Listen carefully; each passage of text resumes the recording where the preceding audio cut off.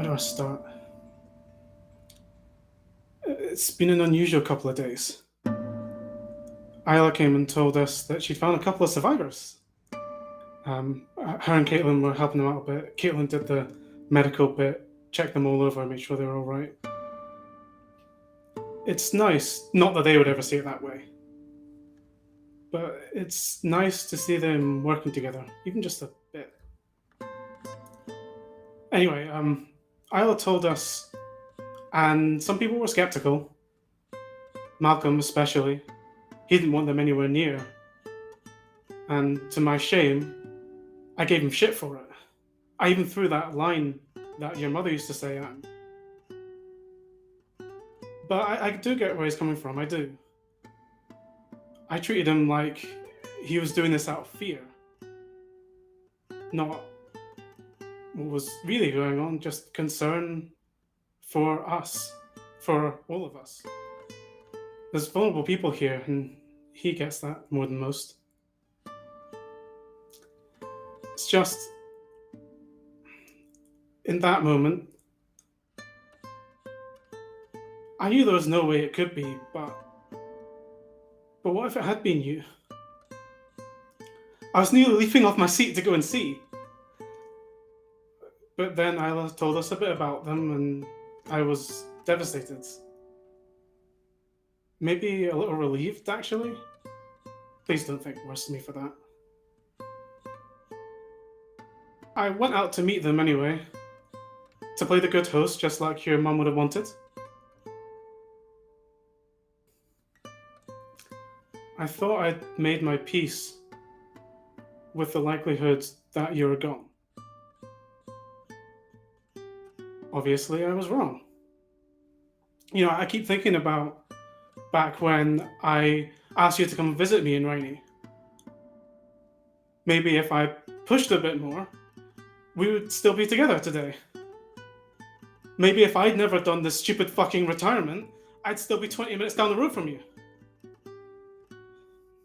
It doesn't matter. It doesn't matter.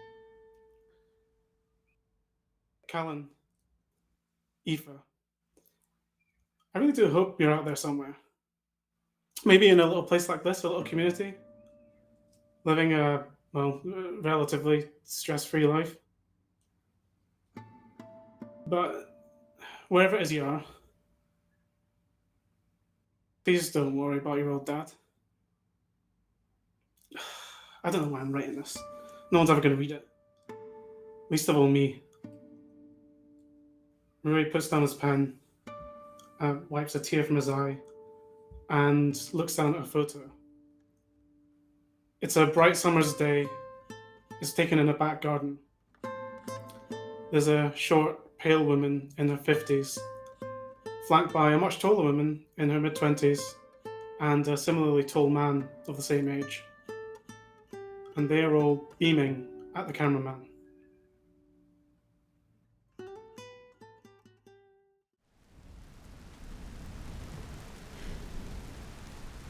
On the Tapanoth farm, the people living here are survivors in a very literal sense. When the vast majority of the world has died, most of whom have since risen again, those scant few left have survived despite the odds. What is it that causes a person to survive in the most dire of circumstances? To still be living through a mass extinction event. The people in our tale are not the strongest or the healthiest or the smartest to ever exist. Is it sheer luck? Is it perhaps that they have discovered something fundamental that modernity had caused us to detach from? That sense of community. Human beings at their core are social creatures that survive all manner of things when they have others to rely upon. Complementary skills, support through difficulty, literal or figurative leg ups. The often stated but rarely truthfully lived by statement that there is strength in numbers. If this is true, the arrival of other survivors ought to be a good thing, no? to heighten the chances of survival? Or is it instead that they bring with them an element of the unknown, some danger to the community of the farm? Strength in numbers surely only counts when everyone contained within said unit are working for the good of each other. If any have ill intent, what could this mean for our survivors? Are we willing to condemn others just to protect us from what ifs? When we last saw our survivors, the newcomers were being checked over for bites, and some hospitality was presented in the form of tea and pancakes. It is clear these people have some tales to tell of their adventures and of the wider world. Some are eager to hear them. Others are dreading what they might hear. The question is, are they being kept out here in the barn, sudden but safe from the storm outside as they tell their tales? And if so, who is here with them at this very moment?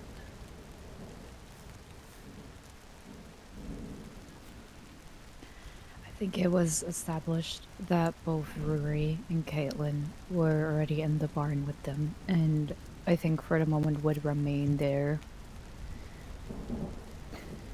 Mm-hmm. I think at some point in the silence between Isla and Malcolm, who were waiting just outside, sort of listening, Isla would have slipped in because she very much wants to be a part of this conversation, if only just to hear it. So she's going to stand not quite with the group, still sort of in the doorway, just sort of leaning against the wall, ready to listen. Mm-hmm. Malcolm stays outside, and he is going to whistle and hope that Morlich hears him. Okay. I imagine Morlich will definitely hear the whistle and will come out probably at first with curiosity, but upon seeing you will come over. Oh, you're a good lad. You're one of the only things I'll ever trust, because there's no lies in those eyes. The dog tilts its head slightly and one ear flops to the side. I know you can't understand me, pal. But I can say what I like in front of you, right? Nobody gives me shit for it. He wags his tail. It's almost like he understands. Right, sit. Mm-hmm. Good. Come by. It's a moment of hesitation. I haven't quite got that one, huh? I mean, work on it. Keep it going. Just work hard. You're up early in the morning. Good work ethic. Now, away you go. Back inside. The dog will hesitate for a second, but will eventually turn around and go lolping in after its small owner. Inside the barn, as Isla slips in, you can see the three newcomers. The older, slightly more weather-beaten Alexander, who has been doing a lot of talking for the group. There is Kenzie, who is a younger woman, maybe in her early, maybe mid-20s. And then a gentleman, perhaps in his 30s, who's Philip, as he introduced himself, who, again, there's just something about the navy wool coat and beanie that just makes him look like a fisherman, whether he is or not. They are weary looking, understandably so, but glad to be out of the rain, and are drinking their tea and eating their pancakes quite happily. Alexander had proclaimed that he did indeed have tales to tell. He'll give you a smile, Isla, as you come in. Give him a nod. Mm-hmm. I imagine there is a small moment while they are eating and maybe just before and as Isla comes in, that Caitlin is standing next to Rory at the edge of the room and quietly probably saying, "So what do we do?" Well, do you not plan that far ahead? Should I have? I mean, I thought it was my responsibility to check if they were safe to remain anywhere close, but I mean, sure, I want to give them a safe space, but if I guess if they can add anything to the group because we can't take on dead weight. Well, for the time being, I say we just keep them occupied. I mean, I'm curious at least, but if we're going to make any kind of decision about what they end up doing, it's going to have to be with everyone. Not just those of us in this room, but everyone back in the house too. So, I mean, that's the decision been made, right? Are we able to look after them? Do we send them out there and say, good luck?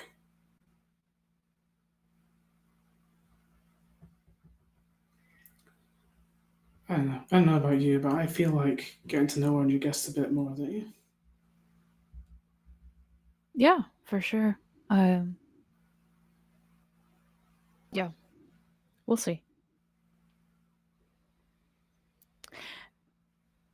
So, Alexander, was it? Yeah, that's me. Hi. Want to tell us a tale, I suppose? You're the new ones here, and it's always curious to see other people who survived out there. Yeah, I imagine you're quite curious. If it's a tale you want, what are you looking for? A hopeful tale? A tragic tale? Entertaining? A realistic one. Mm-hmm.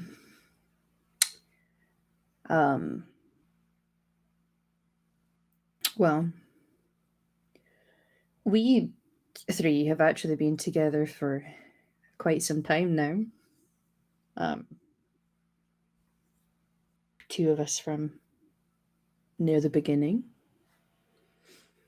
We've had larger numbers. We've dropped to this size. I think this is probably the smallest we've been, but we have traveled. We've seen a number of locations. We've encountered one close to you guys. Have you guys been down to Rhynie? No. I haven't. Would I have heard that question? If you feel you are trying to listen into what is going on, yeah, I would say so. I hear that and just kick the wall of the shed. I don't kick the door, I kick the wall of the shed. You'll see the woman Kenzie kind of jumps at the sudden loud noise, and then holds her tea close to her face for a moment. The sound clearly startled her in a way that is recognizable in someone who's perhaps been through traumatic things recently. The storm must be picking up outside. Is the barn safe? Yeah, but if at some point we decide what plans we take in the future, it's not the best place, I guess, to stay the night because, well, a house is still safer than a barn. But it is your private sanctuary, and I understand that and respect it. So if you're happy to give us shelter for the night, this barn is perfectly suitable. It Better should than be some said. other places. Yeah, we'll give it a once over and make sure there's no leaks or anything before we get shut. Yeah. A leak is better than the whole full brunt of a storm. Yeah. Yeah, Scotland, she's angry when it's springtime sometimes. But you mentioned that you were with more at some point. Yeah. Kenzie here. I originally from Peterhead, actually, and found Kenzie up there. It was not the safest of places, and this was early on, so it was quite harrowing. Yeah. Eventually, we left. It was nice to be on the road and be in quieter places. We travelled south a bit, got to Cruden Bay. That's where we encountered Philip here. There was a few folk that were doing all right. Nice to be by the sea, I suppose. There was about 8 of us at the time. A few months we were there. It was kind of peaceful, almost. I mean, there was still some of them. Well, we found a little bit of sanctuary for a time. And then a fairly sizable group of those things. Do you guys have a name for them? Those fiends came. I'd never seen anything like it. I mean, there was a lot of them just in Peterhead from people who passed away and came back, But this was like a swarm of them. Terrifying. Managed to make it out. There was a few of us at that point. Went Ellen. I mean, that place was always a bit of a shit heap even before this all happened, but yeah. And then put Med in. Skirted around the outside of Old Meldrum. Got to Huntley. Decided to stay there for a bit. Glad we did. The castle there provided a very interesting opportunity for somewhere to fortify a little bit. Just far enough away from the town, but you could travel in to get stuff. We used Dean's shortbread factory for a while. Now that was... I mean, some of the stuff there was a bit on the stale side, but it still melted in your mouth, That was nice.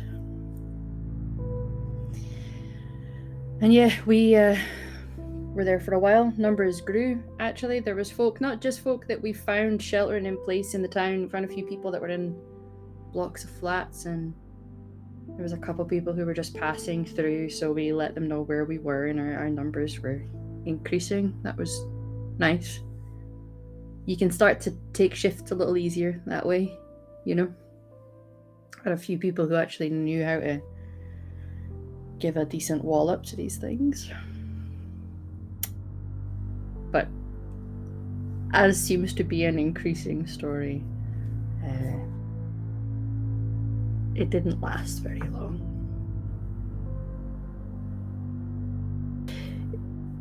If you've not been out to Rhynie, does that mean you guys don't do scavenger runs? We haven't so far. That's quite impressive. I mean, we've been lucky with what we've got here. Yeah, landed on a farm. Nice. Well done. That's sensible, I guess, yeah. Yeah. With those questions being asked about our situation, I'm just going to open the door and sidle in, not say anything. They'll look at the door opening suddenly. That the woman, Kenzie, will jump again slightly. eyes looking a little startled. You see her back ever so slightly into Philip, but when it's clear it's just you walking in, she... Don't worry, Easy pal. saying. I'm just a friendly old man. Aye. I'm sure. So how long has it just been the three of you then? Well, not really been keeping track of days, but it feels like about a month.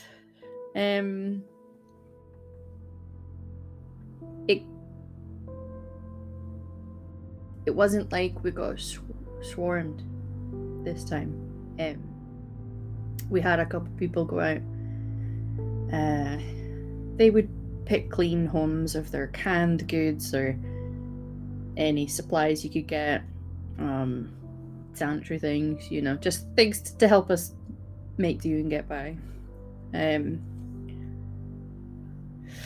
This time they'd actually managed to get into... There was a wee corner shop, but it was chained up.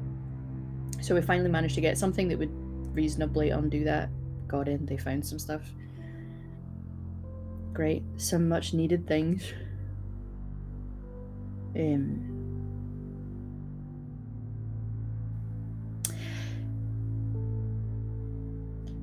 I can speculate to the motives why.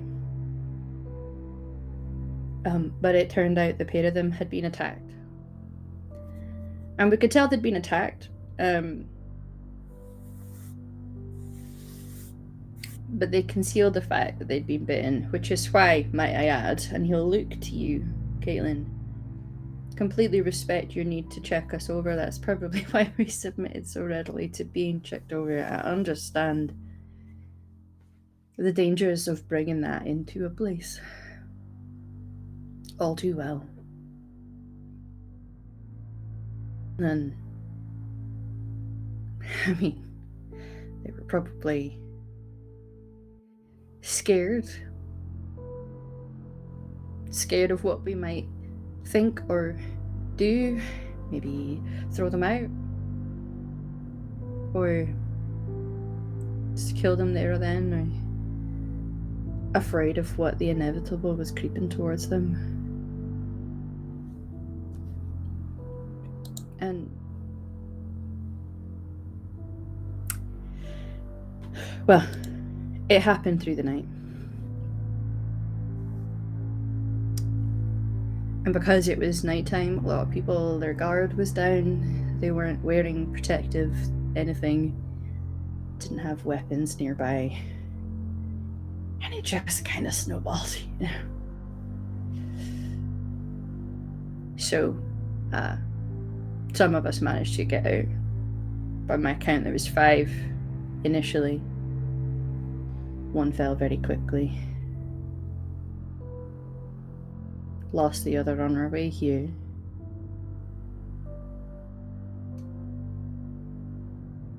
And so it is we 3. Made it to Rhynie, not intending on staying, mostly just seeing what there was to help us keep getting by. Food, maybe some tea bags. Health supplies are always good. Bandages, painkillers, the like, anti-inflammatories. Best thing to do if you can get into a chemist is get, you know, antibacterial things or...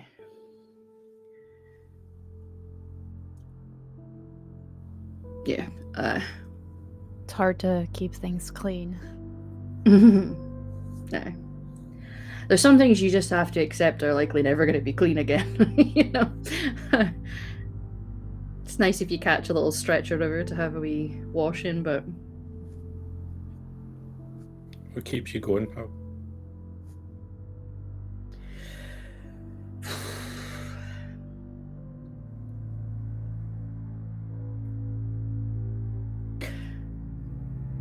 I think for me, weekends here. I mean, I'm an older man now, and if it was my time, it's my time.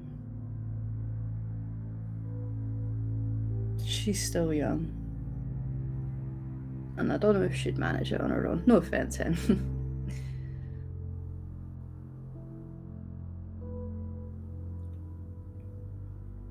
Do you ever look above? Nah. I'm not convinced the above is looking down on us anymore. Which... Can't argue with that. No.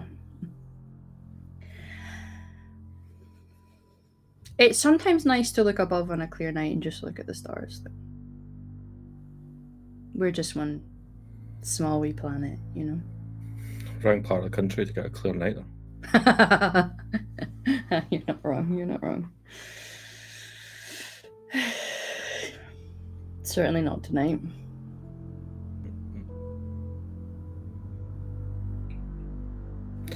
Where are you be going after this? Dunno. Big cities aren't sensible, but... Nobody wants to go to Edinburgh. No, just full stop, right? God, I dread to think what it looks like now. Dundee probably looks the same. Yeah. About the same. They're not noticing any different.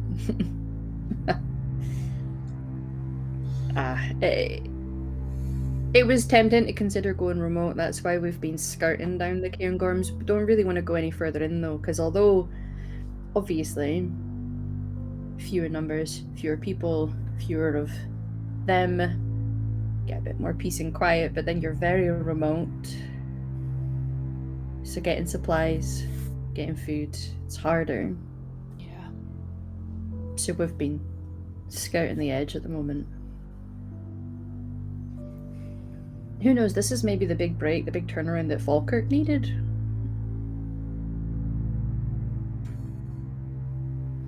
Go see the Kelpies one last time.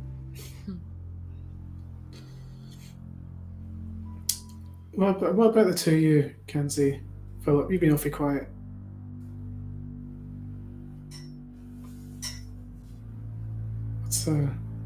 What's keeping you in this one? Kenzie speaks up with... There's a confidence to her tone. But you can see in someone's eyes when they've been through something. And she just goes, sheer spite. I can respect it. It's a powerful motivator. Most folk didn't think I'd make it to my 30s, so gotta prove them wrong. I'll make it. My chances are not looking very good right now, but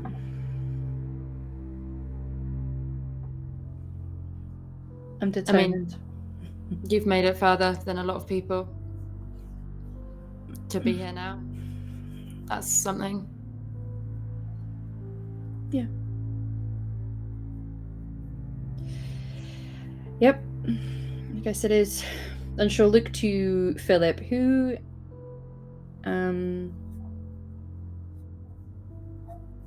has been quite reserved through this whole thing. Watchful, is watching the two that he's with while they speak, watching you all, nursing his cup of tea.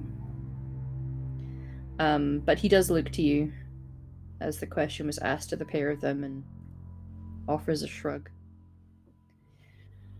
I don't even know at this point. I mean, how can you really put into words why you're still here now and everyone in your life is not?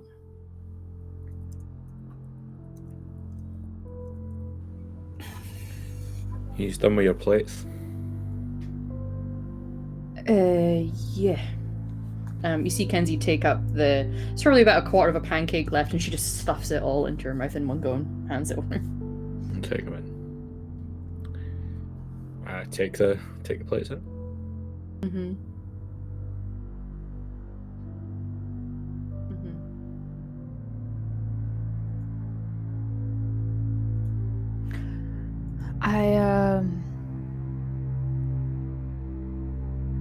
I think we should take a moment to discuss with everyone else here.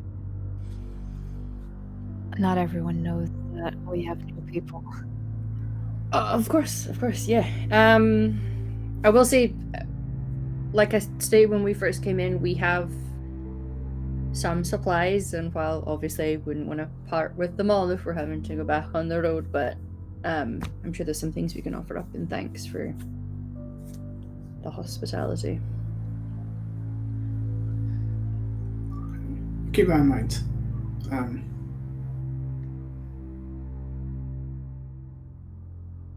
Yeah.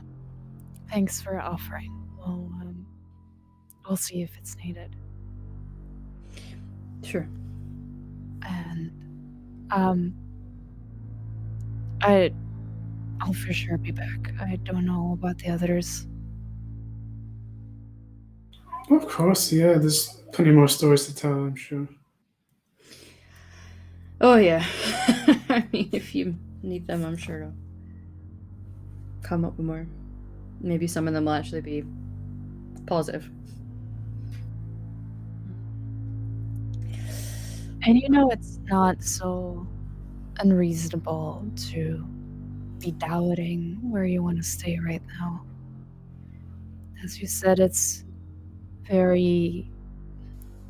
more quiet here, but everything runs out eventually.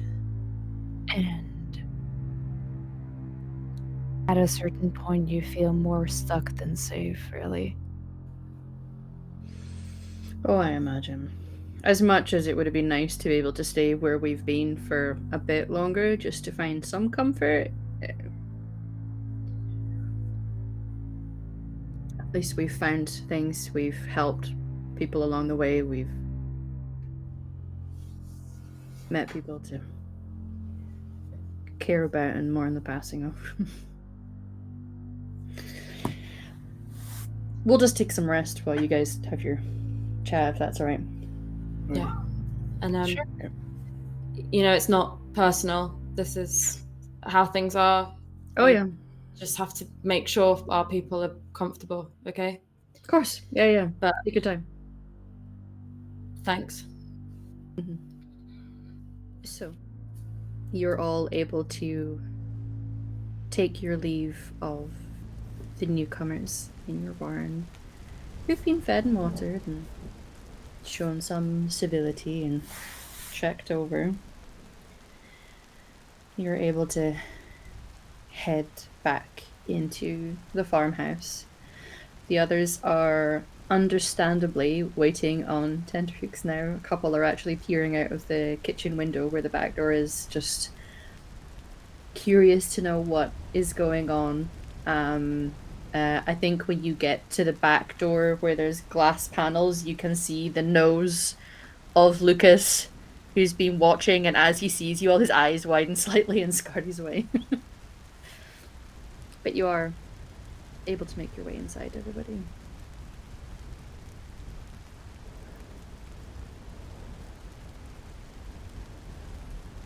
They seem nice enough. Yeah. They seem healthy enough.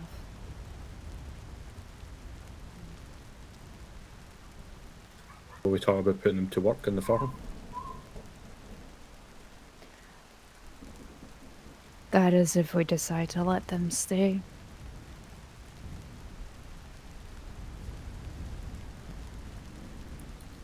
I mean, talking to Alexander, it sounds like they've been through hell several times and come on the other side of it.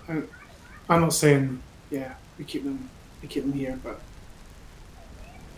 a little, just a wee bit of grace for them, somewhere that they can feel safe even for a little bit. I don't know if I feel right sending them back out on the road again. At least not immediately. Something about the two of them being awfully quiet and ring well with me. No, I agree with you on that one. Yeah. I mean, they're never going to tell us everything, right? But No. don't know. Seems like there's a little bit too much one person in charge. Yeah. When you get to that point and it's just the three of you, I don't think you'd still have that dynamic.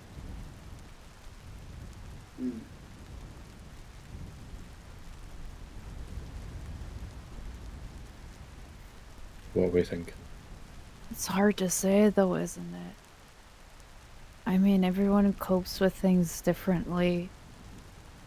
You can say you wouldn't react that way if it were you going through those circumstances and being only 3, but who's to say Kinsey isn't just traumatized to shits? Who's to say Philip hasn't seen such stuff that makes him completely shut when they see new people? I mean, Is that a risk we're all willing to take? Because honestly, for me, it's no. Right. We've got a good thing here. And I know yous all think that I'm just grumpy and no willing to do anything to help. But this is about helping. We don't know enough about them. Talking about Rhynie. what if everyone thought like you? What if everyone who had their little settlements thought yet like you? What if everyone we go into the future with thinks like you? We're gonna rebuild a community with what? Self-centered people? And I know it's about surviving. I'm no self-centered, pal. We take that back.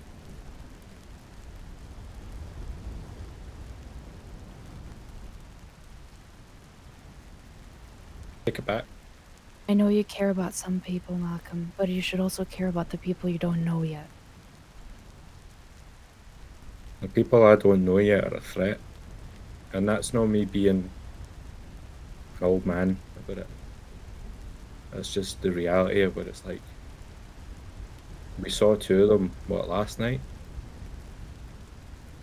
They're out there. But they're not the only dangerous ones. People are desperate. People don't have anything. They see a farm where we just told them willingly that we've never had to go and get anything. So they know that this is a bountiful place. My worry is if we let them leave now, that they go and tell the other folk that they live with and then they all come here. Or we've left them there in that hut and they're planning something right now. So don't tell me that I'm being self-centered and that I have to think about the people out there. You heard them saying like, how are you meant to think about existing when everybody that you know is gone? Everybody I fucking know is gone. I'm still here. And I'm still getting up in the morning, doing what I need to do, keeping folk safe.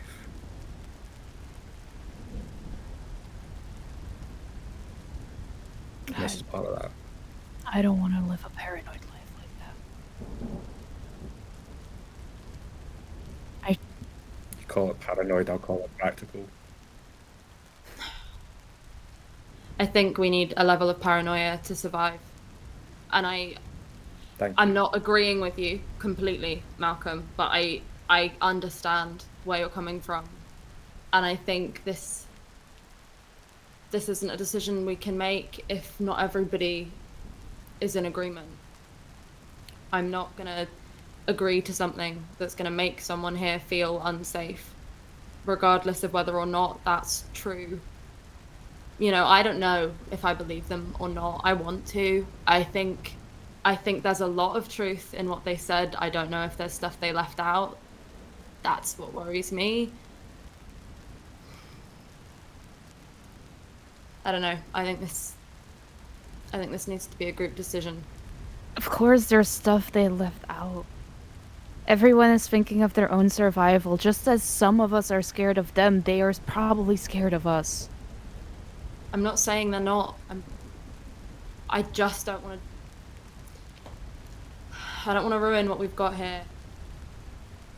I'm not saying they're going to. I don't want anyone here to feel unsafe.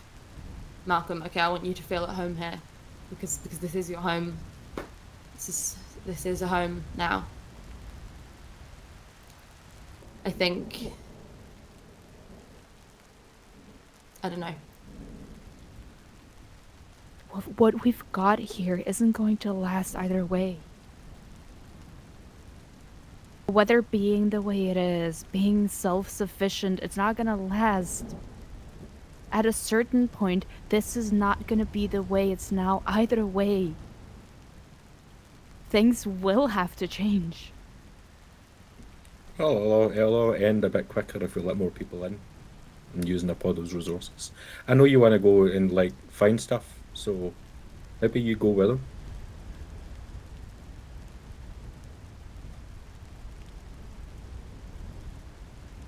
Fine, if you send them away, I'll go with them. Hold on.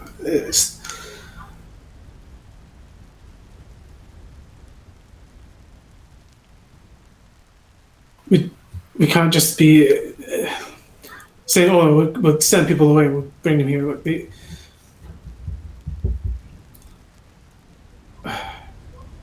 I agree with you, Isla. We don't know enough about them, but if everyone agrees that they can stay, I mean, well, look, not everyone here knew each other. Like, I mean, we've been here for a while. We've all been here for a while, but like me and some of us just showed up out of the blue. Isabel said, "Sure, come in. We can make a home here." Why did that have to stop? All of us are strangers at some point. I didn't know yous, 6-7 months ago.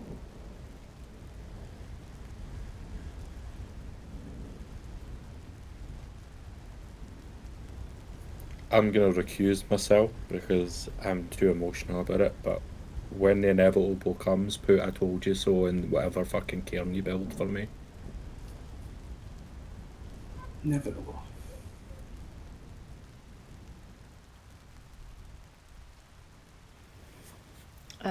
You can hear there's a couple people hovering at the door, clearly hearing the discussion happening from the people who were there and present. The person who steps through is Isabel. She gives you all a bit of a look.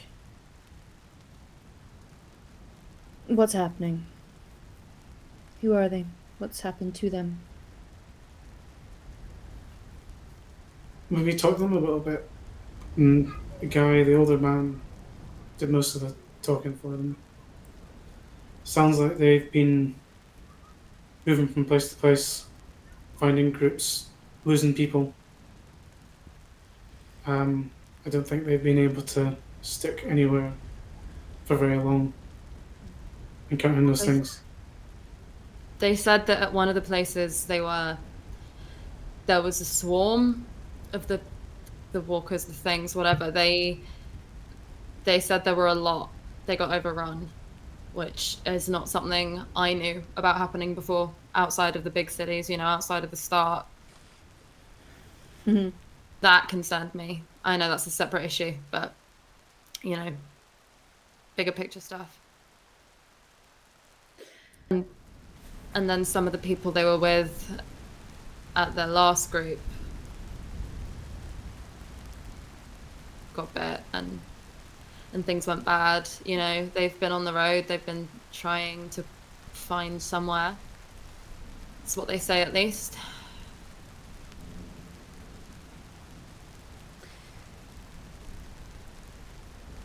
Okay. Well,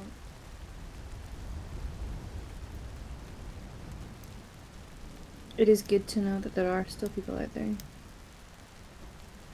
Alive. Trying to survive. I'm sure most, if not all of us, have people out there that we're hoping are doing the same.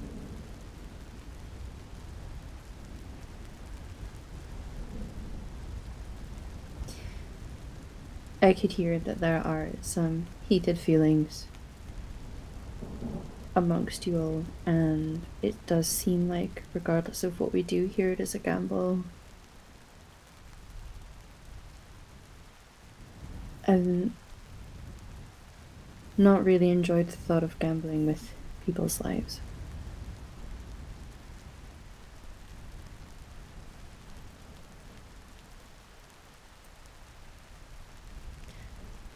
I understand that there's hesitation about what it could mean to bring people here. But I am very grateful for past me when I agreed to let some strangers come and live on my farm. Our farm. And she'll give you a little wink, Malcolm. Imagine if it was your loved ones that you don't know what is up with them, standing in the barn of some group who's managing to survive. Would you wish them to be let in? There's so much uncertainty and people can be monstrous as well, but at some point, isn't it up to us to remain the humane ones, despite uncertainty? Because if we shut people out into the cold and into the storm, then maybe we're not as humane as we thought we would be. I'm recusing myself. You make a decision. I think Isabel's actually going to come over, and if you'll let her, she will try to take your hand, Malcolm.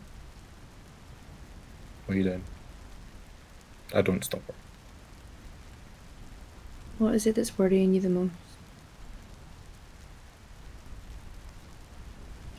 There's a wee lad here.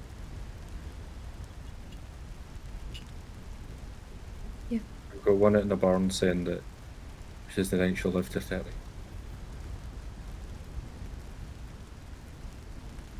And we are his best hope for sticking about. And we know him. And I just don't think it's worth it. Taking that risk. Do you If we think take it... No, on you go. Do you think she's a danger to him? And she asks you, this is not her... You can tell when she's trying to make a point with you or with people that she's speaking to, but this question is a very genuine one. In all seriousness, I have no idea. And that's what makes me worried. No knowing. If I knew, then... I mean, I don't know that I would have done anything about it because I don't think I can do anything about it, but other than voice my opinion. But I don't know. Okay. Can I ask that at the very least, if we let them shelter the storm and then send them on their way, can we give them some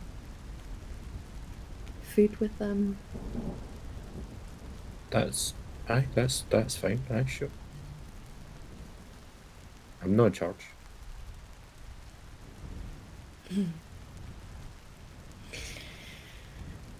Okay. And she'll pat the back of your hand with the other. She can tell she doesn't really want to let go of your hand unless you are moving away.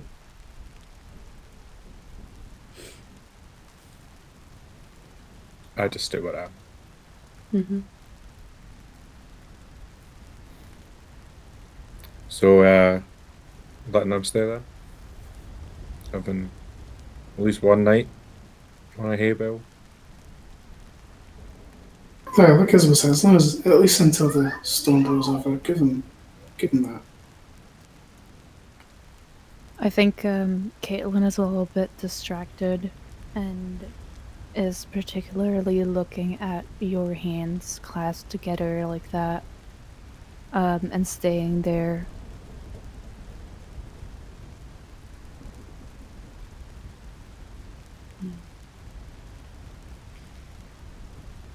So we give them a night. Yeah. Okay. And then we see how we are in the morning.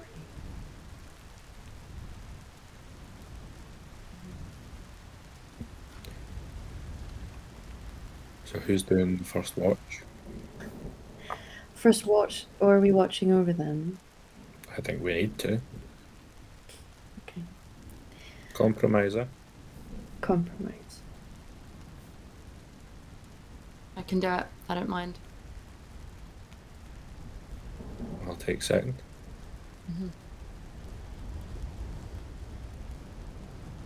Sure. If we need to break Malcolm, I'll go after you. I'll go whenever everyone else wants to go to sleep.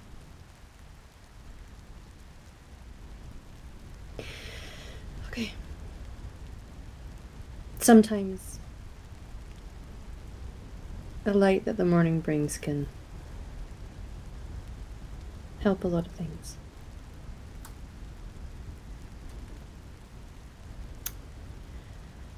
Well, did they like the tea and pancakes at least? Empty plates. Empty plates, that's good. I like to see that. If you all don't mind, I might cook up something warm for them. I don't know how often you get a home-cooked hot meal living life as they have, and it will make my heart lighter to do that. Can I ask another wee compromise? Just don't make it in too fancy. I don't know how to cook fancy things, Malcolm. Just the basics. Right. Warm's fine. Just, We don't want them to know how good we've got it, eh? exactly. Well, a tatty soup's like that's somewhere in the middle. Like it's a warm, it's hearty, but it's nothing elaborate. That'll do. Okay. All right, I'll make sure I make enough for everyone. Oh, I might do some oatcakes as well, and you feel her hand now leaving yours, Malcolm, as she goes off to the kitchen. You can all stop looking at me like that.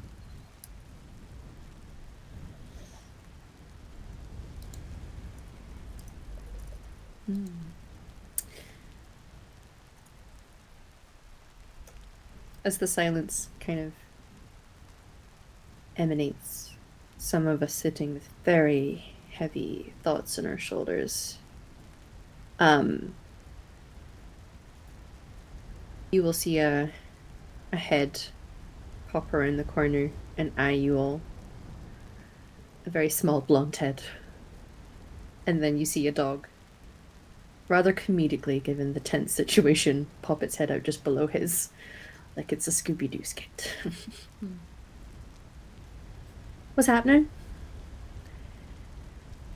We were just deciding if we were gonna play a game tonight. A game? Yeah. What kind? I I spy. don't know. I Spy. I'm so good at that. I spy in the dark though. In the dark, everything would be black. I know if you've got eyes like an owl like me. I'm not an owl like you.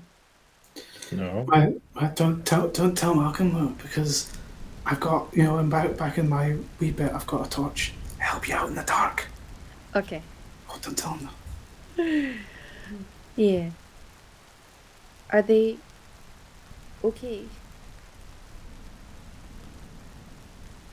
They're alright. So they're all like alive and everything. Yeah, Yeah. 100% alive. They are. Even ate a pancake. Dry, or was there something on it? I think Isabel gave them some jam. It's a good option for pie. Mm-hmm. Yeah. Okay. I'm gonna go get ready for I Spy, and he'll scuttle off.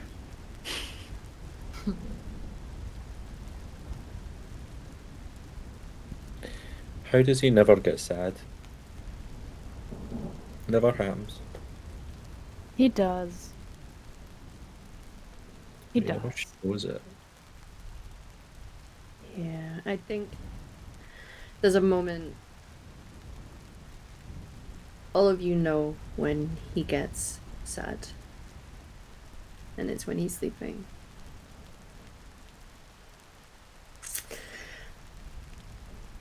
With the thoughts in her mind and the stories having been told, a decision not yet made, but perhaps after sleep and some tatty soup, things might be different.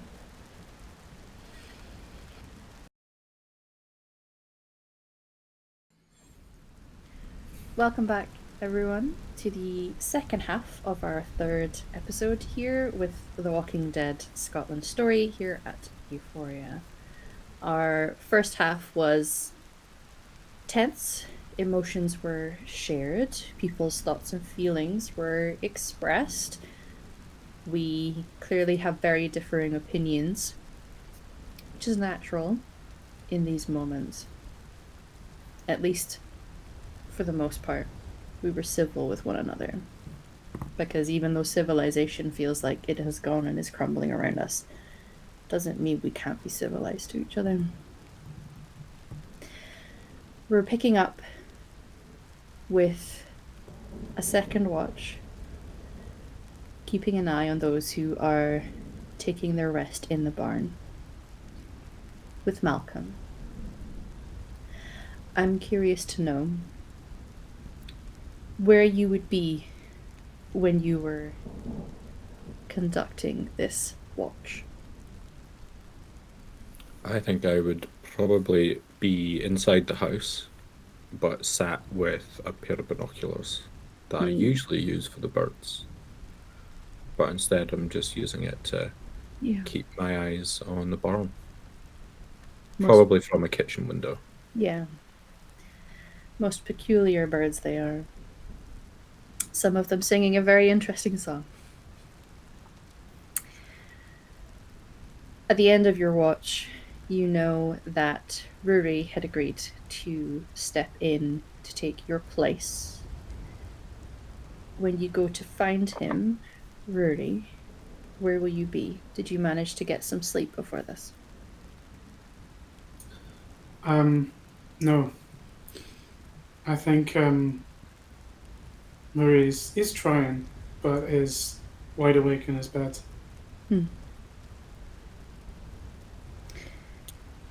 I think actually Rory hears Malcolm coming and gets up and goes to meet him before he's able to knock. Alright, Malcolm. All right, Algin. You are relieved, I suppose. Go Aye. get some rest for as much as it's worth. I don't think I'll get any now, but I'll try.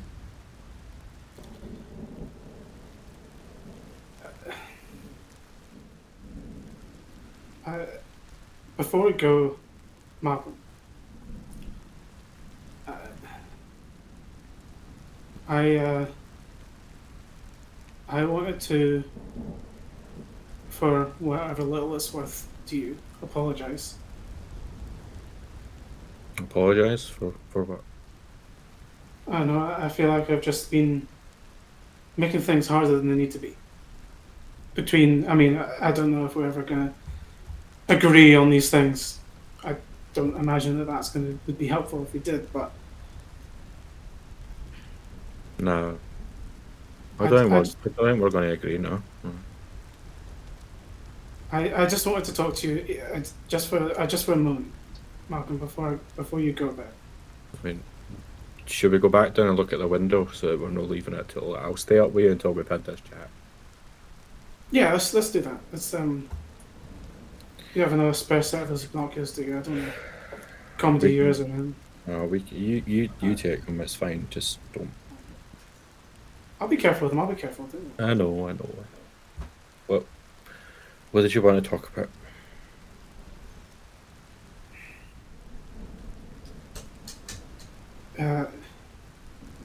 It's just someone Isabel said last night. About knowing or not knowing if there's people out there that you know still looking for a sanctuary. And I just wanted you to understand. It's Kenzie, specifically, not her, exactly. But we haven't talked that much about each other to ourselves, Malcolm. But had kids her age. They would be her age now, maybe a wee bit older. And I could see the old man in that barn talking and going on about surviving, and she seemed so adamant that she would make it to her 30s, you know. And I saw a woman of that age showing up as surviving. I hope that I kind of brought it all back, hoping that my kids might be out there living with whoever they found, finding a place like this, and they walk in and say, "We've been through hell. Can we stay with you?" And they would say yes. I hope to. I don't. Whatever deity you believe in, that they would say yes. I know that's not fair. It's not fair to anyone here to say things like that. We don't know these people. You know, for all we know, all their loved ones are long and gone, like the rest of us. But I said my piece. If you want to know why, there's your answer. Oh, thank you for sharing it. Didn't know that. When was the last time you saw them? They live in Edinburgh. They share a flat actually. Oh God. And don't tell me about it. I stay with them on occasion and arguing. You know, when they were kids, you know, they got on. They got on like a dream. We thought it was a miracle. It was only in their 30s that they started to be at each other's throats. But anyway, about a month before everything happened, I was visiting, and you know, I said, "Come up to Aberdeenshire, visit you up there, up in Rhynie." And you know, they always say, "Yeah, we'll come and see you." But everyone always seems too busy. Life's busy. Folk have stuff to do. You know, it's hard to keep up. Yeah. You get past 25, and you're lucky if you see a friend once every 2 years. Never mind a family member. Yeah. I suppose I lived really close to them back before I moved here. I guess I was lucky. They didn't come. No, they didn't come. I'm sure they're alright. I'm sure they're thriving. So the two of them, they had each other. And I hope you're right, Mark. Someone like you as a dad, and I'm sure that they were well equipped. Marie just puts a hand on Malcolm's shoulder, and thank you, Malcolm. Give me those binoculars. I need to keep an eye on our guests. Yeah, take them. You'll There's not been anything that's happened. It's been quite quiet, which is good. Well, that means they're getting a better sleep than I was. Go and get some rest. You lived in Rhynie? Yeah, for a wee bit. You have a Yeah. favourite place you would go? Yeah. I'd go to the library. You know, it was as much to check out an old book as it was to just sit and chat with Ollie, you know. It's not easy for old timers to make friends when they're getting on a bit, but that one worked out a bit at least. How about yourself? How did you come to be here? I didn't need any friends, you know. Like I had her, and that was it. She was my friend. That's what I needed.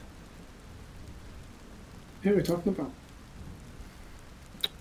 Ellen. Her name was Ellen. Nice name. His best name. Oh, definitely. We used to go. There was a wee cafe on the main street. We'd always go Sunday morning, get a fry up. Best bit of the week.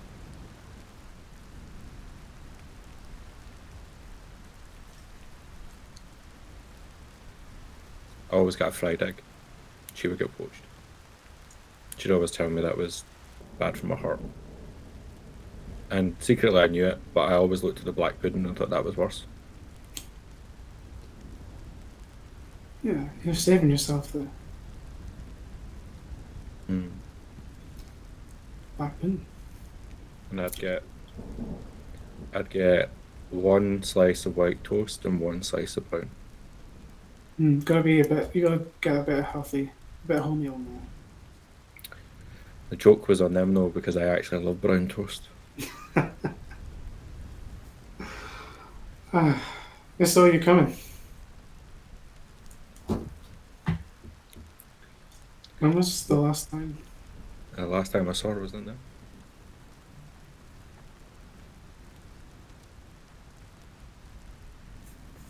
Saw it happen, you know. Oh, my God. I'm sorry. That's alright, it's alright. I've not spoke about that, but aye. Well, She'll be waiting for me somewhere. I'm gonna get that sleep. I need to get that Yeah. sleep. yeah, let's do that. Let me, if you want to talk about it again. It's alright, I'm gonna go talk with her about it. Go to sleep. She'll be waiting. She'll be waiting, sitting there. Oh, it's getting on a bit. Where's Malcolm? Every single night.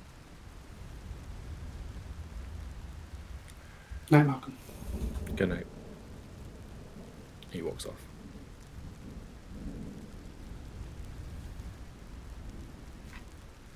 It may not be strong, it may not be sturdy,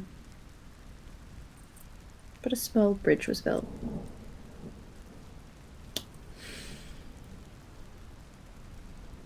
A little further into the evening,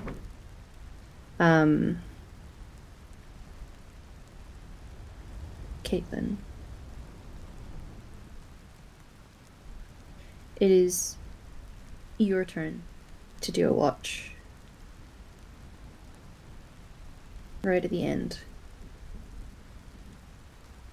It's still fairly dark out. We're not quite at that point in Scottish summertime where there's always a little bit of daylight out, especially this far north. It's still dark. Where would you be for your watch?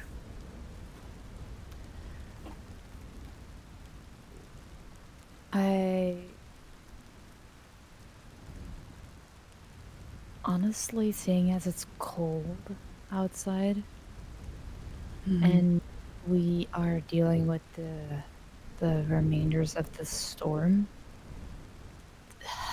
I think about staying outside for a little while, but then honestly, I'm like, this barn is my little place as well either way, and it's really cold in here. So maybe I might as well go sit inside.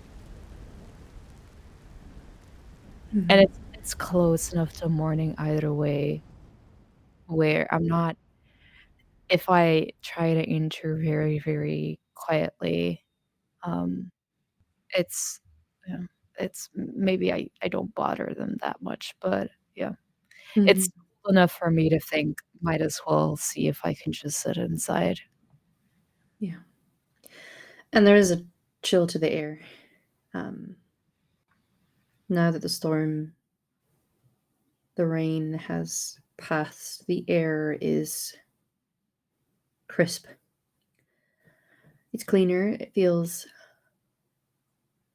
lighter, fresh almost when you step outside. But it does give that chill that goes right to the bone.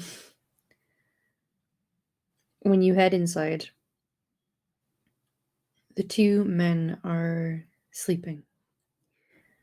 One of them is making sure you can hear how much they are sleeping. You might as well have a detractor here. um,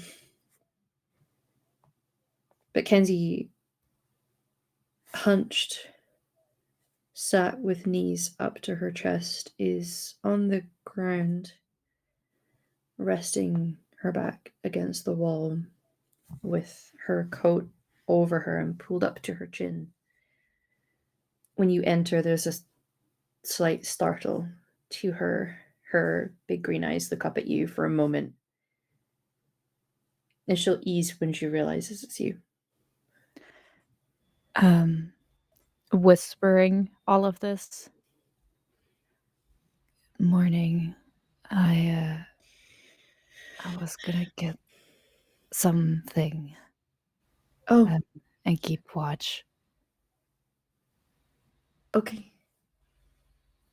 Yeah, that's all right. You see, there's a slight redness to the under eyelid that lets you know that she likely hasn't slept much tonight.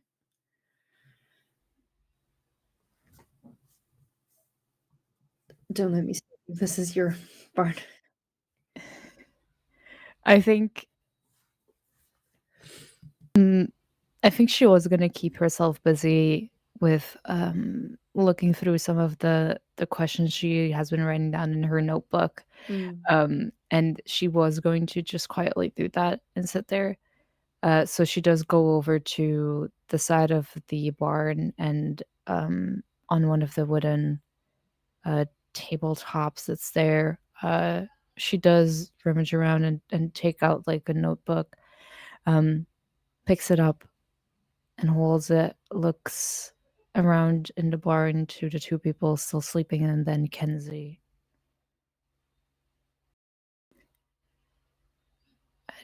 Do you do you want to sleep some more?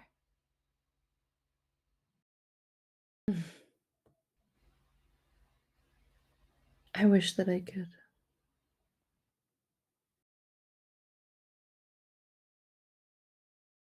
It's difficult to get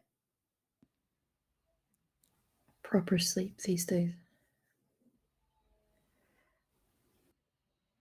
It also took me a while if when we got here to feel safe enough to sleep.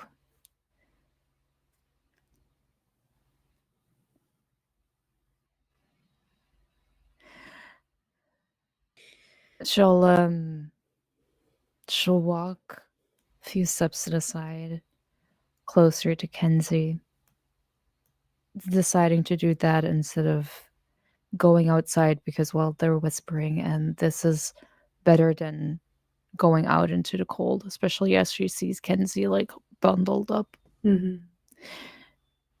She walks over and slides down against the wall.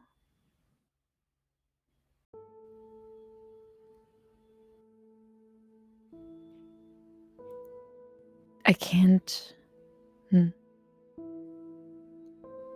Yeah, I actually can't imagine what it looks like out there right now.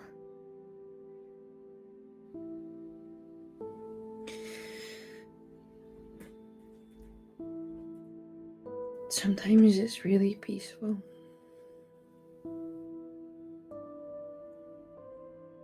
And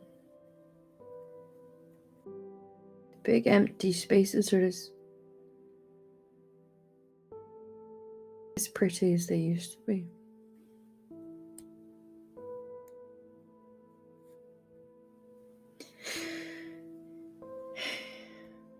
Sometimes you might even catch yourself forgetting everything that you've seen. Just for a moment. Pretend none of it's happened.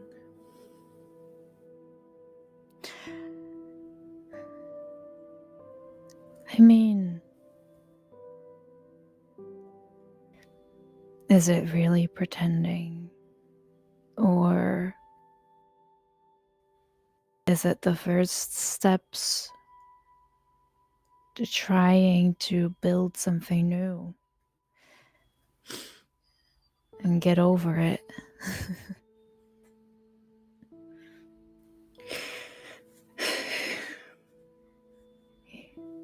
Yeah, there's been times I've felt like that. Times like it really felt like there was hope.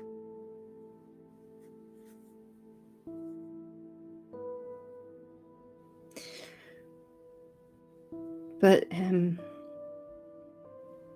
keep being given really big reality checks. And I think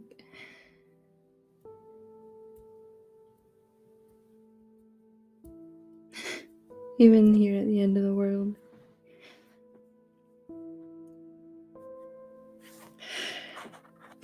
just feels like people might like me don't deserve that.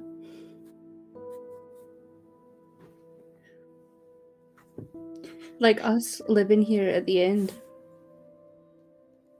with all of this around us.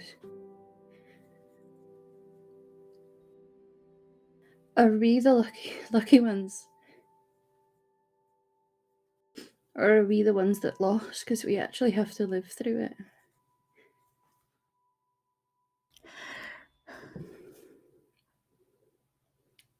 We're the ones who will have to work the hardest. Because, I mean, it's not about... At a certain point, it can't be about what we lost and where we are right now and how miserable we can be at times. At a certain point, that can't be all it's about. Because if you stick in that kind of situation, at a certain point, you'll just seize. And you will have known no joys, no terrible downs either, but you will have just been. And if that's miserable, then you will always have just been miserable. But at a certain point, it needs to be about what we can still do. And I like to believe that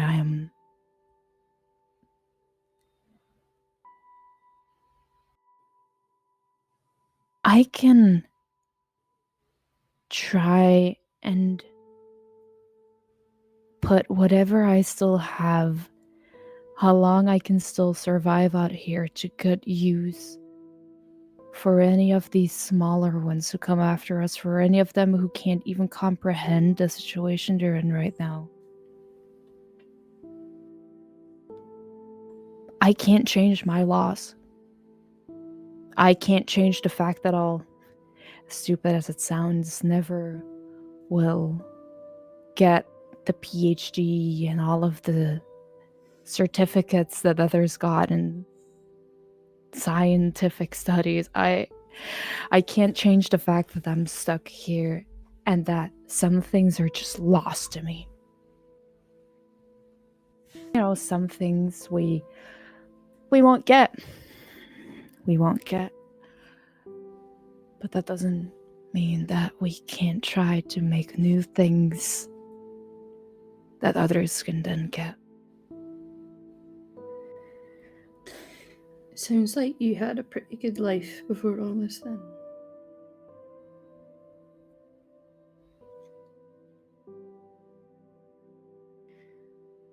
I mean, a PhD. That's really fucking fancy. For the longest time, I actually did have a good life before this.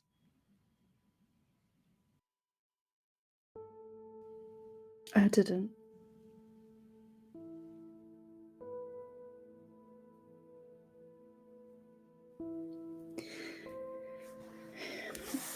And she'll pull her knees in a little closer to her chest for a moment. You say we've all to think about what we can do. And what do you think I'll be able to do?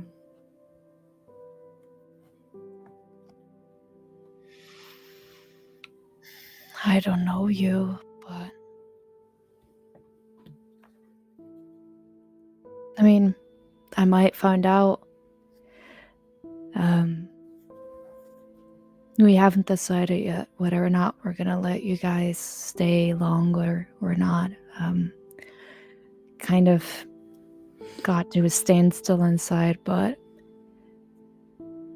if this does end up being a temporary thing and you guys have to move on, there's a chance I might join you, actually. Come with us. If you guys would have me, of course, that's something that you guys should discuss. So We don't tend to have those discussions.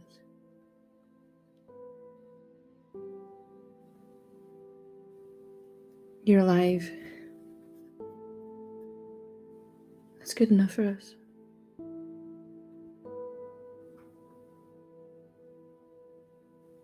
I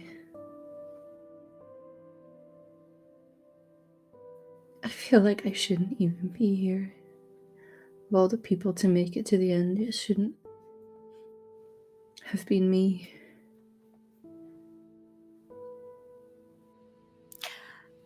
if you think... No. See, I disagree. And this is as someone who, again, I don't know you. But if you think like that, you dishonor all of those who aren't here anymore.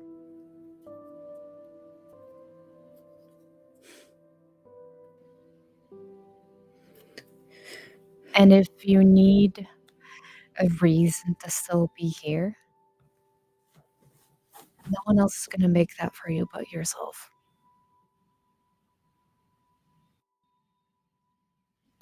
So find one.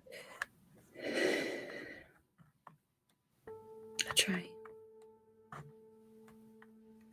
Every time we find somewhere new and it feels like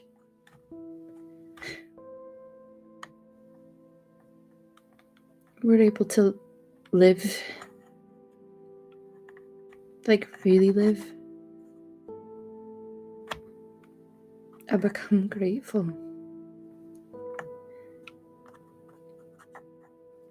Alexander's saved my life.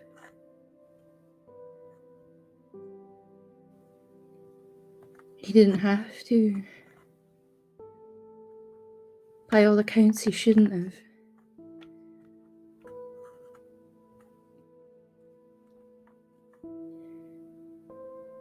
So I try to be thankful every day. Because each day I get is a gift. But it's difficult because every time I feel like I can finally just breathe,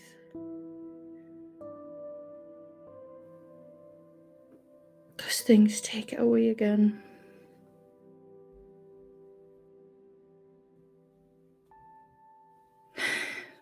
And then it just feels like each day is a punishment.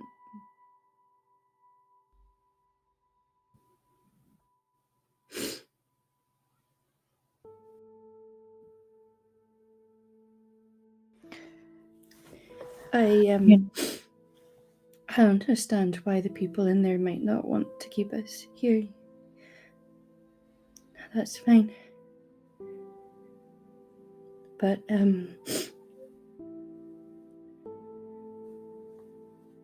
you'd be welcome. We each have different skill sets. I'm very good at getting in and out of places. That's good to know. Might come in handy, actually. There we go. I already know something about you.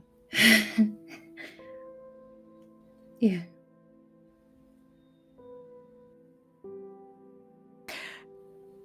She raises herself up and fiddles with the notebook in her hands. I want to get out of this place because I want to do more, and I want to learn about those things out there, those infected ones, so that maybe we can understand them and build a new future that incorporates them in some way. Who's to say? It seems like you're really smart, so I guess if anyone could figure that out. I can't help you with that bit. I didn't really do well with school. But I'm I could help you get the things you need. I can't get anywhere on my own because as smart as I am, I'm not the most sneaky one.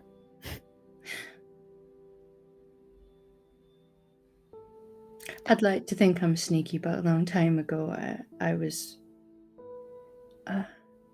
caught. But I can outsmart them.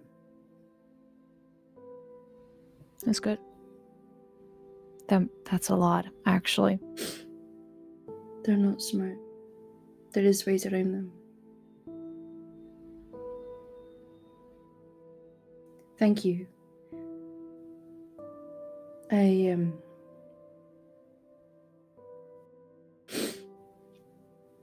we're not going to be here for long, but this made me feel like I can breathe again.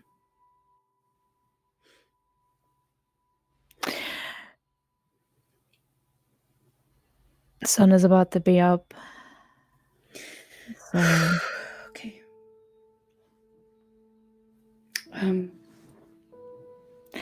I am going to take this and go back outside. Okay. are good. Thank you. You're welcome. Maybe there's a little bit of hope after all. A little bit more each day. And she'll bundle up in her jacket. And I will make my way back out of the barn as quietly as I can. And probably go back to the main house and try to find an area where I can sit, that I can still view the barn, but I'm a little bit out of the wind. Mm-hmm. I will say that I think probably just before you're coming back in, I think Isla's had a very restless night. She's been so caught up in what everyone said and how everybody felt, and just playing over and over again whether she made the right decision or not, or whether she didn't make enough of a decision. And in one of those moments, she's got up, she's sort of done her standard check around the house, she's made sure everything's okay. And I think she will have gone downstairs and sort of also be looking out windows, just making sure, especially, you know, if she's come downstairs as Caitlin's heading back, she's sort of aware that there's no one she can see on watch, like where we all sort of have been taking our watch. So she will have put herself like at a window. Mm-hmm. Yeah. And it's natural for you to want to even perimeter check if you were feeling up to it. The winds have died down now, so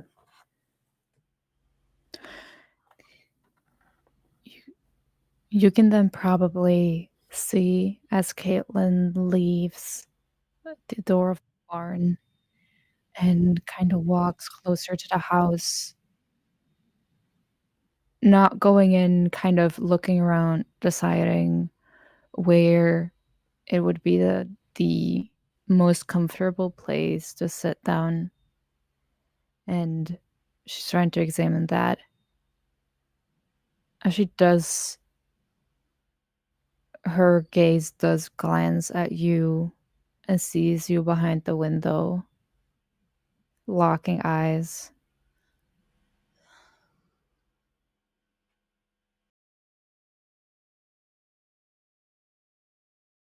And she walks closer to the home.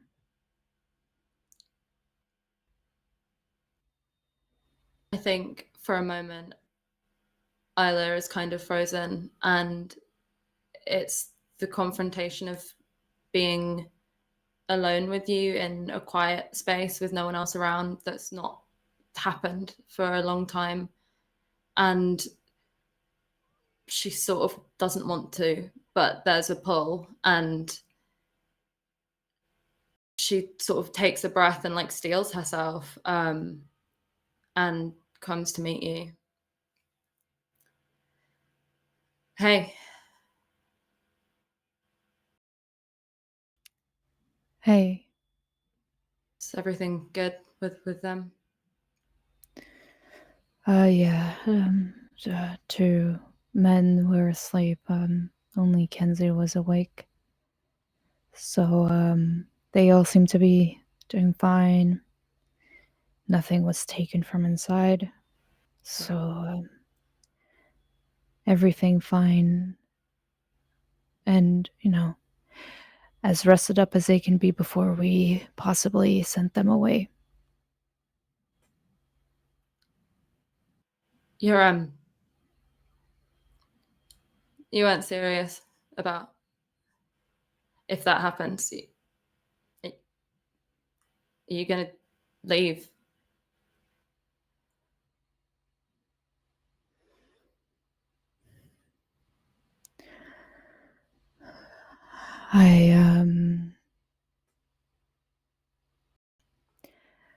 I've been thinking about it, and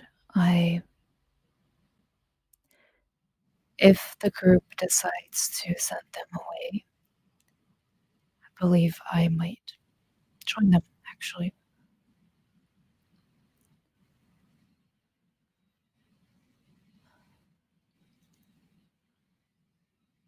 No, it's not.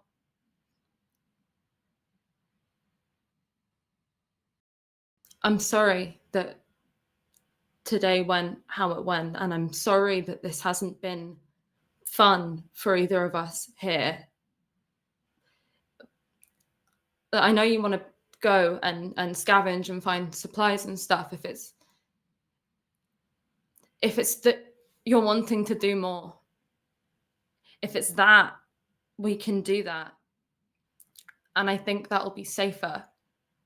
You know, if you want to go and make runs into Rhynie, we can do that. You had to ask. I would have done that. I was saying to Malcolm, I think that's a good idea. I don't think we should be making snap decisions because of tensions in the group and because of old men who don't think about what they're saying. And Sorry, I I mean, it's and not my I place. and I had to ask, right? That's all it would have taken for you to give me a straight answer. I just had to ask. Because that went so well in the past, and then Look, this is I different. Okay, is it? yes, I mean, this is life or death now, and I would have done that because so you will give me you will finally give me a straight answer when it's life or death. And that's what it takes. That's what it takes, huh? okay, For you then to give me a straight I'm answer. sorry. Okay, I'm sorry that Stop saying you're sorry. Saying you're sorry doesn't change anything. It I doesn't know. you can just say you're sorry, but nothing changes. What point is there in you being sorry if nothing changes? If you don't wanna change, what point is there in saying you're sorry? The point is that we stay alive, okay? And I know that I'm not good at this.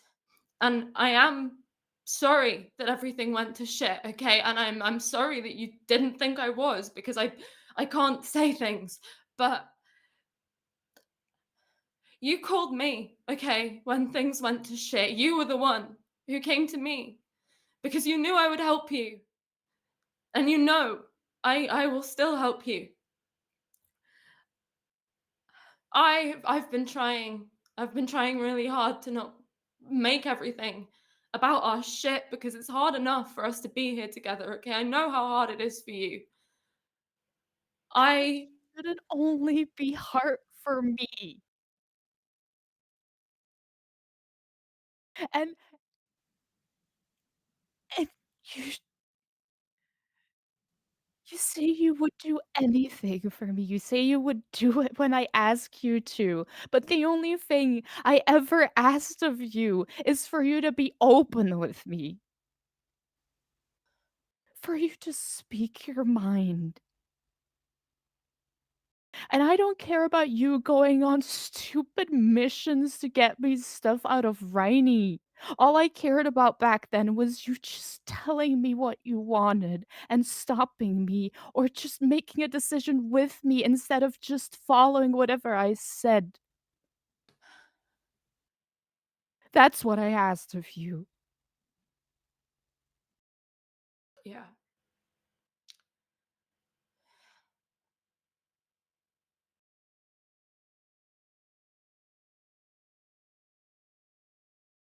I'm not good at this.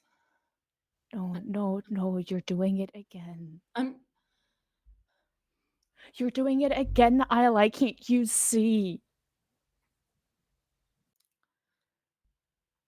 What's the I worst wish that it will was different. happen? Okay, What's the worst that will happen if you talk about your emotions right now, huh? You're gonna what?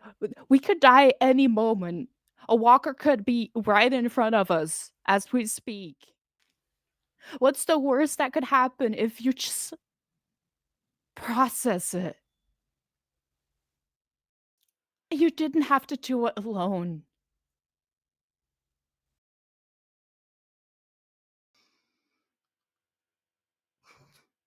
You know what's stupid about all of this? If you want me to be honest, I think I was always scared of you leaving, and I'm scared of you leaving again now, and I know I don't have any right to be scared of that anymore because you already left. You know, I shouldn't be scared of that anymore because it happened, and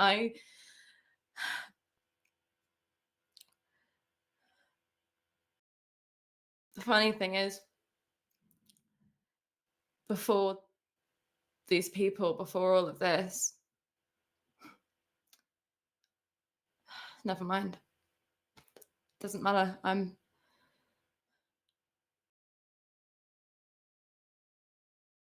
don't know what you want me to say. I don't. I've never known how to do this. I miss you. You know, I wish it wasn't like this. And I don't want you to leave because it's safer here. But I'm not going to stop you if that's what you want. Because being here together isn't going to fix anything, clearly.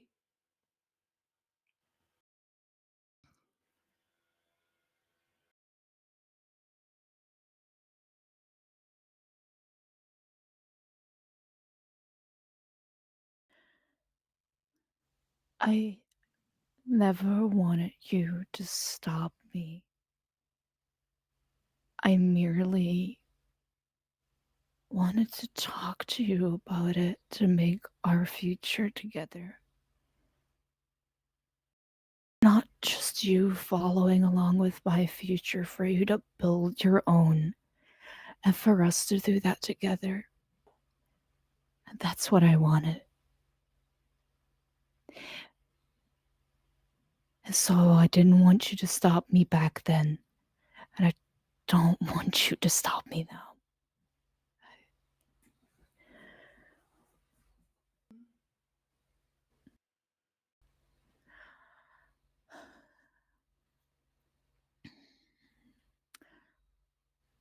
Well, the group will decide what to do with them, and then we'll see if I leave as well or not. Yeah.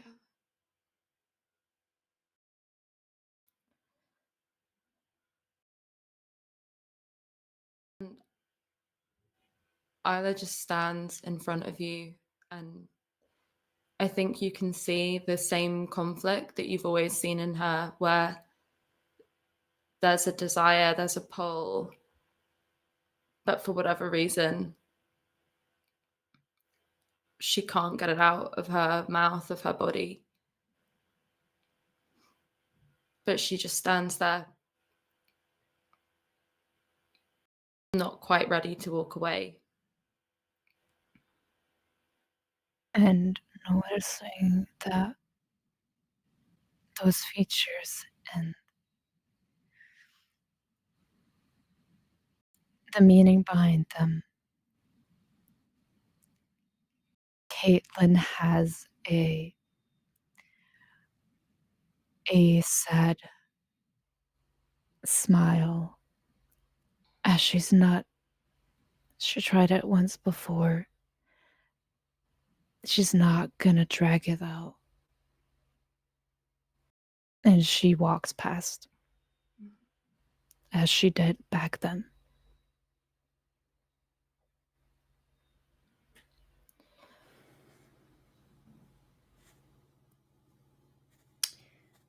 Left alone in a kitchen, stuck between not wanting to leave and not knowing how to go. Isla, you remain in the kitchen. Caitlin, where do you go?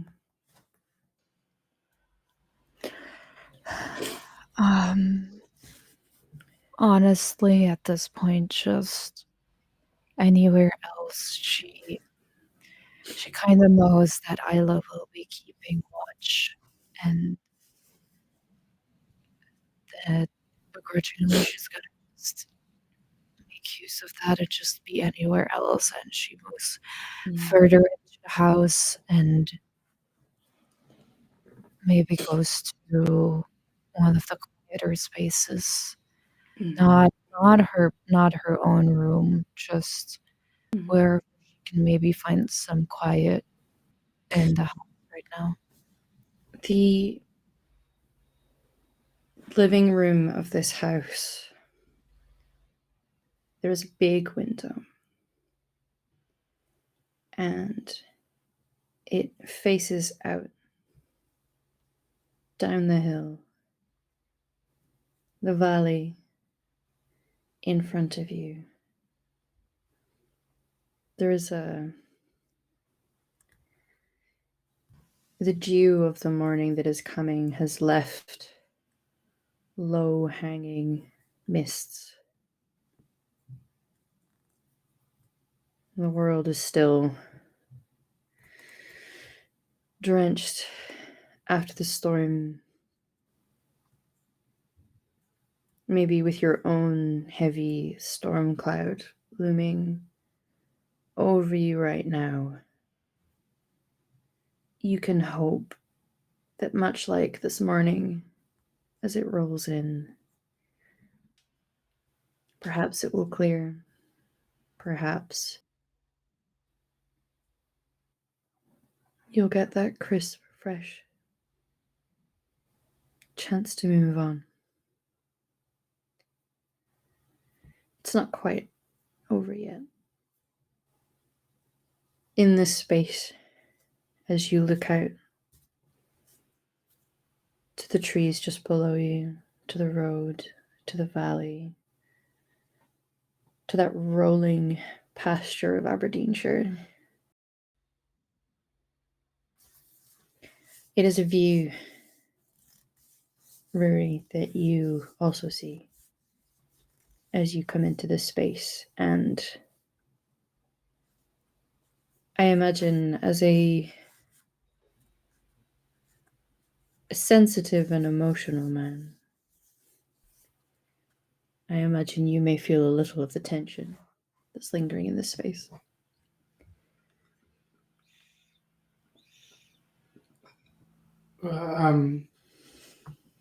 Sorry, I'm up a wee bit earlier than I may have meant to be. Oh, I'm getting the feeling that not sleeping last night was a common theme. Everything okay?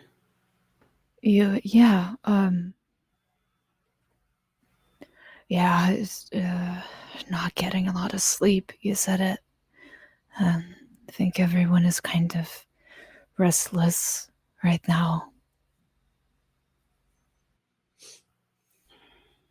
I don't want to push, but I mean, I mentioned I haven't been sleeping. I couldn't hear what was being said, but I could hear that things were being said. Do you want to talk about it?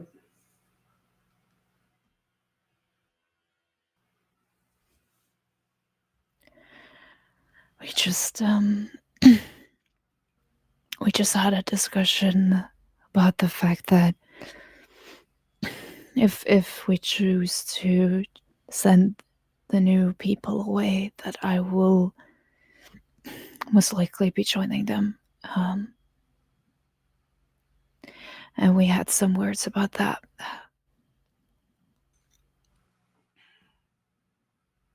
When you say you're planning to join them, I know you talked before about treks, little expeditions out to Rhynie for supplies. Is that what you mean, or are you talking something more permanent?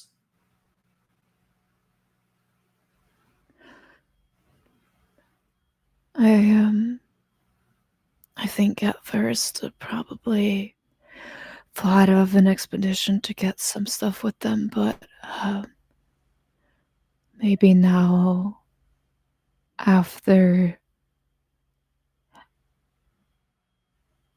maybe now it might not be such a bad idea to just go with them and leave you guys to it. But why? I mean, after everything. I mean, quite aside from the fact that it's. I mean, but just listening to what they were saying, how unsafe it is out there. But you would just leave just like that?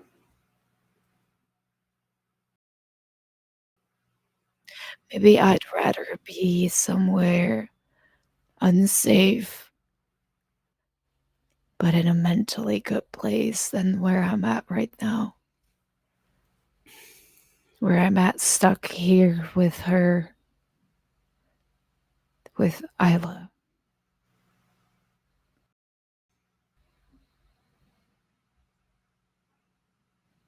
I think I might just want to risk it.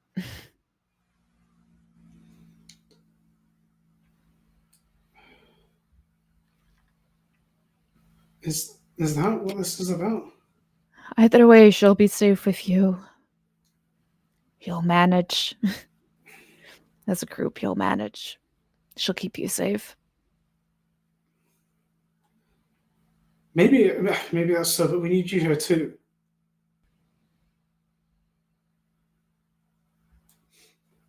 You don't, though. Because you have you. We need everyone here. We need you. We need that little kid. We need that dog. We need Isla. We need everybody here. That's a selfish thing to Safe. say, though, isn't it? Professor. To say that you need everyone.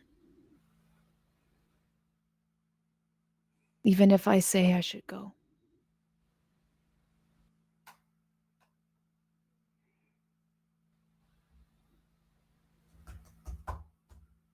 And again, you don't need me. You have you. I mean, you're way more advanced in everything than me. What does that matter? Here at the end of the world, what does that matter? How much use has that been to anybody here? Me coming outside with a bucket full of nails and a hammer has done more good than anything I did in the rest of my life.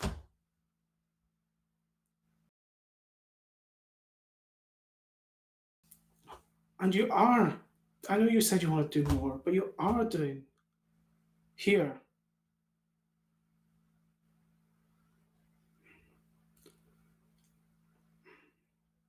I want to leave something behind that matters.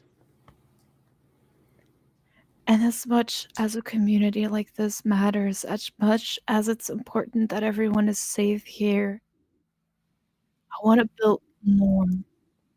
Not just for the people here, for everyone out there that's still trying to survive in some way.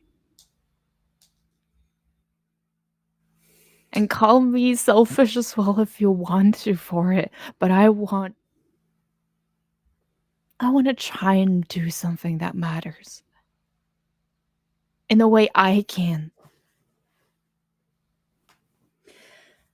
I think with that thought lingering in both of your minds and the thought of doing something that matters for the people out there, for thinking outside of yourselves and the group here and this farm, but for everyone who's struggling, who needs saving. And it is with that outward thought, an outward view, that you see a sight. Maybe some days you dreaded you would see. Others, you thought yourself far away from it. You see figures moving along the road,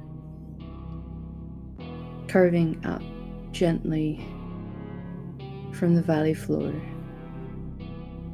towards the farm. And it is not just 1 or 2 or 3 like it was yesterday. There's maybe a dozen. And they're moving slowly, but persistently. This view that chills you both to the bone, that I think each of you may catch wind of. You may hear movement out there that never happens in this peaceful spot. The sounds being made that some of you have heard before. We see briefly 2 feet landing, crunching on glass on a street, having hopped out of a window that was broken. We see moving a door that was ajar to find a way inside, seeking food, seeking aid, seeking shelter. There's one point where a hand grasps fabric, a hand that is not a color that is natural, but the arm shoves it away. Our 3 did spend time in Rhynie, seeking things to help them survive. Unfortunately, it shook loose things that had been trapped in place by various means. Sometimes in our striving to survive, we tip the scales a little too far in the wrong direction. What we see now are the people of Rhynie. Those that still have the ability to move, at least.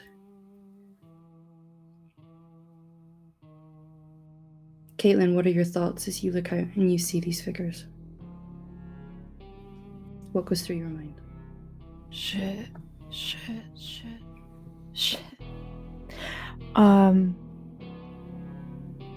Honestly, a sense of karma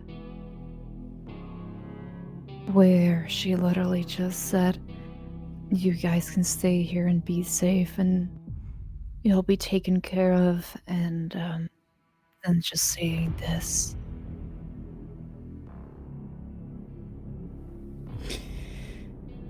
Rudy,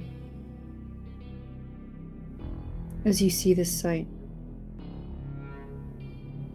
of this group that outnumbers your own, shambling, persistent,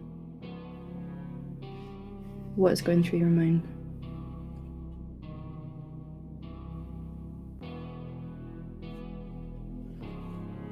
Bizarrely, and in great contrast to when we saw those couple of workers the other day, when there was a sense of panic, there was a fear. This time, Marie just feels strangely calm. He backs away from the window and just sits at a chair by the table.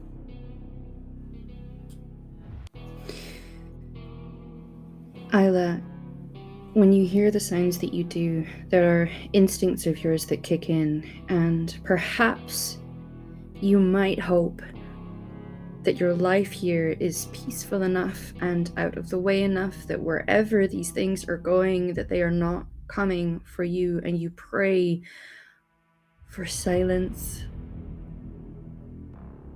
You pray not to be perceived. And that is when you can hear the animals in the back getting restless. Perhaps they can sense something, perhaps they can smell something, but they make a noise, and that is when heads turn in your direction.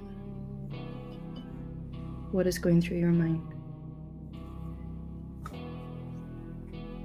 This has definitely caught her off guard. You know, the instincts kick in and immediately her brain is trying to form some kind of plan. It's make sure Lucas is safe. It's make sure that those who can't defend themselves are somewhere safe. Get the weapons back to the new people, make sure they can defend themselves. But she's slow, I think, as she sort of goes. I think her first instinct is to make sure the newcomers have the weapons that I took from them.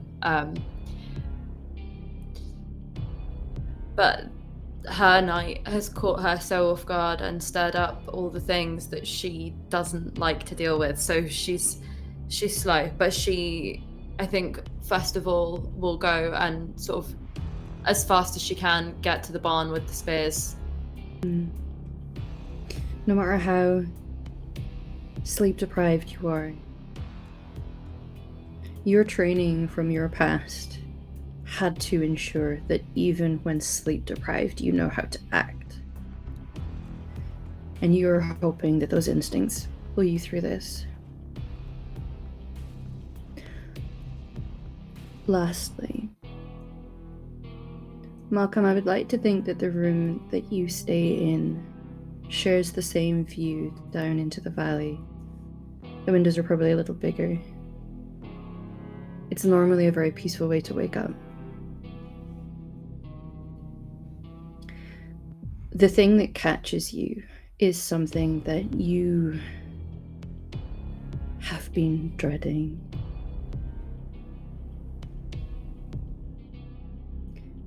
They're all shambling forms. It would be difficult to truly know who is amongst them.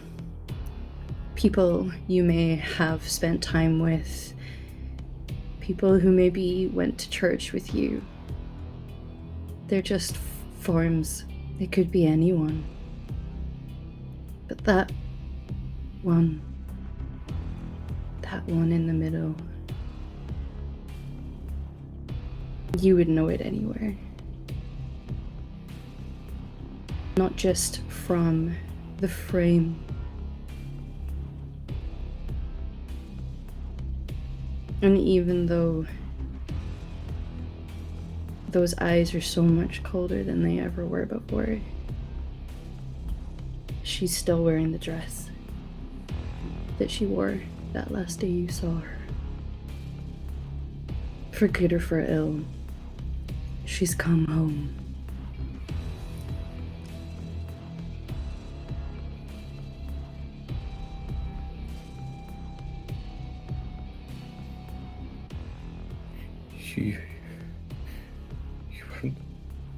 You weren't supposed to go.